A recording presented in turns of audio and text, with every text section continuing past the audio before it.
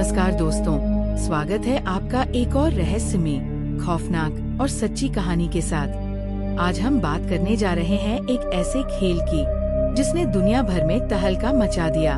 एक ऐसा खेल जिसमें जीतने पर करोड़ों का इनाम मिलता है, लेकिन हारने पर सीधा मौत। जी हाँ, हम बात कर रहे हैं स्क्विड गेम की, लेकिन ये कोई नेटफ्लिक्स की सीरीज नहीं है। आज हम आपको बताएंगे रियल लाइफ स्क्विड गेम के बारे में, एक ऐसा खेल जो असल जिंदगी में खेला गया और जिसमें लोगों की जान चली गई। ये कोई मजाक नहीं, कोई स्क्रिप्टेड शो नहीं। दुनिया के अलग अलग हिस्सों में ऐसे खेलों को सच में अंजाम दिया गया है, जिनकी प्रेरणा स्क्विड गेम से ली गई।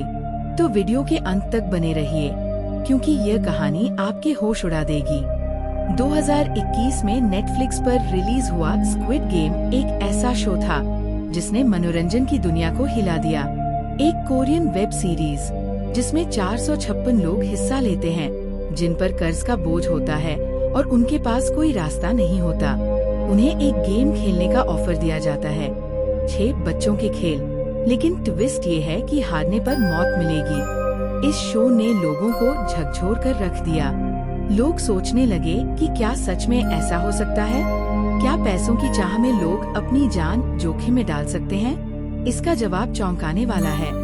हाँ, बिल्कुल हो सकता है, और ऐसा हुआ भी है। स्क्विड गेम के रिलीज होने के बाद दुनिया के अलग अलग कोनों में इस सीरीज की थीम पर आधारित रियल गेम्स खेले जाने लगे, कुछ मजे के लिए और कुछ बहुत ही खतरनाक इरादों से।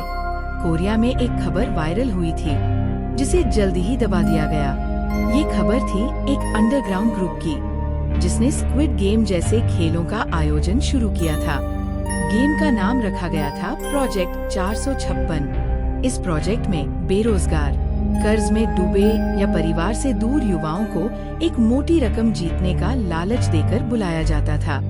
उन्हें एक बंद जगह पर ले जाया जाता, आंखों पर पट्टी बांधी जाती, मोबाइल और सारे कनेक्शन छीन लिए जाते। वहाँ अलग अलग बच्चों के खेलों को घातक बनाया गया था। एक खेल में रेड लाइट, ग्रीन लाइट खेलते समय एक प्रतियोगी तेज दौड़ा और फिसलकर गिर गया। नियम के अनुसार उसके गिरते ही 2 नकाबपोश गार्ड्स आए और उसे बाहर ले गए। बाद में पता चला कि उस व्यक्ति की मौत हो गई थी। उसके परिवार को बताया गया कि वो एक्सीडेंट में मरा, लेकिन लोगों को शक हुआ। इस मामले को पुलिस ने दबाने की कोशिश की, लेकिन कुछ पत्रकारों ने इसे रिपोर्ट किया। कुछ दस्तावेज लीक हुए, जिससे पता चला कि इस खेल के आयोजक कुछ अमीर बिजनेस टाइकून और राजनेताओं के संपर्क में थे, जो इन खेलों से मनोरंजन और सट्टा लगा रहे थे। रूस में 2022 के अंत में एक वेबसाइट सामने आई, डार्क प्ले। इस वेबसाइट पर सिर्फ डार्क वेब के जरिए ही पहुंचा जा सकता था। वेबसाइट पर लिखा था, Want to win $1 million? Join the game. But beware, इस वेबसाइट पर रजिस्टर करने वालों को एक ईमेल आता, जिसमें उनका नाम, लोकेशन और कुछ सवाल पूछे जाते। फिर एक इनविटेशन भेजा जाता, रेड डोर इनविटेशन। ये इनविटेशन असली होता था, एक लाल रंग का कार्ड, जिस पर लिखा होता था, You are chosen। एक 19 साल का लड़का, इवान मिखाइलेव, जिसने ये गेम खेला था, वो अचानक लापता हो गया। उसकी माँ ने बताया कि उसे एक बड़ा ऑफर मिला था और वो कुछ दिन के लिए बाहर जा रहा था। 2 हफ्ते बाद उसकी लाश एक जमी हुई नदी में मिली। जांच में पता चला कि इवान से एक टास्क कराया गया था, -30 डिग्री सेल्सियस के तापमान में एक नदी पार करनी थी, सिर्फ अंडरवियर पहनकर। जब पुलिस ने वेबसाइट की ट्रेसिंग की कोशिश की, तो सारे सर्वर डार्क वेब पर होने के कारण पता नहीं चल पाया। लेकिन ये साफ हो गया कि स्क्विड गेम की तरह असली खेल रचे जा रहे हैं और लोग इसका हिस्सा बन रहे हैं। फिलीपींस में 2023 की एक घटना ने सबको हिलाकर रख दिया। एक प्राइवेट आइलैंड पर कुछ अमीर लोगों ने एक डेथ पार्टी रखी। इसमें उन्होंने गरीब इलाकों के लोगों को, खासकर युवाओं को, मोटी रकम देने का वादा किया और बुलाया।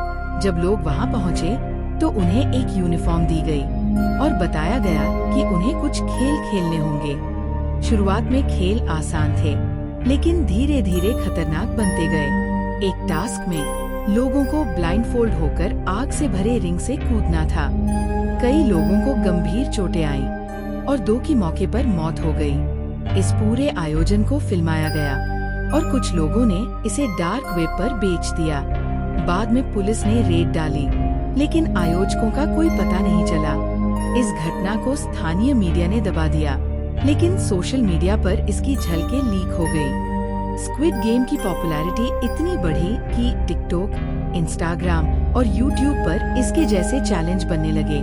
कुछ तो मजेदार थे, लेकिन कई खतरनाक। एक टिकटॉक ट्रेंड था ग्लास जंप चैलेंज, जिसमें लोग असली कांच की शीट्स पर चलने की कोशिश करते थे। कई लोग गिरकर घायल हो गए। अमेरिका, ब्राजील और भारत में दर्जनों केस सामने आए, जहां बच्चों ने स्क्विड गेम जैसे चैलेंज किए और चोटिल हो गए। कई ऐप्स भी बने, real squid game simulator, red light challenge, जिनमें बच्चे फिजिकल टास्क करते और खुद को चोट पहुंचाते। माता पिता को जब होश आया, तब तक बहुत देर हो चुकी थी। स्क्विड गेम के रियल वर्जन में हिस्सा लेने वाले लोग मानसिक रूप से बहुत प्रभावित हुए। PTSD, एंजाइटी, गिल्ट और डिप्रेशन आम हो गए। एक लड़की जो फिलीपींस वाली घटना में बच गई थी, उसने बताया कि वो रातों को सो नहीं पाती। साइकोलॉजिस्ट्स का कहना है कि इस तरह के गेम लोगों की थ्रिल चाह को इस्तेमाल करते हैं।